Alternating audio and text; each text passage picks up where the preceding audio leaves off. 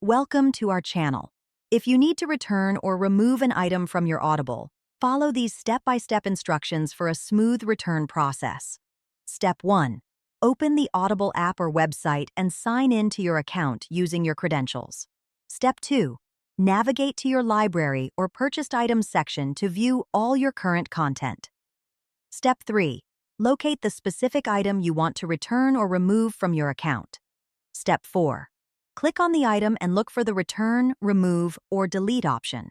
This is usually found in the Item Details or Settings menu. Step 5. Confirm that you want to return the item.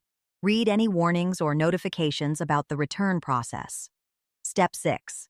If returning for a refund, follow the prompts to complete the return process. Note that there may be time limits or conditions for returns.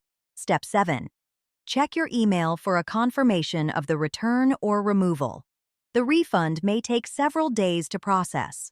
Step 8. Verify that the item has been removed from your library and that any applicable refund has been processed to your payment method. Don't forget to like this video and subscribe to our channel.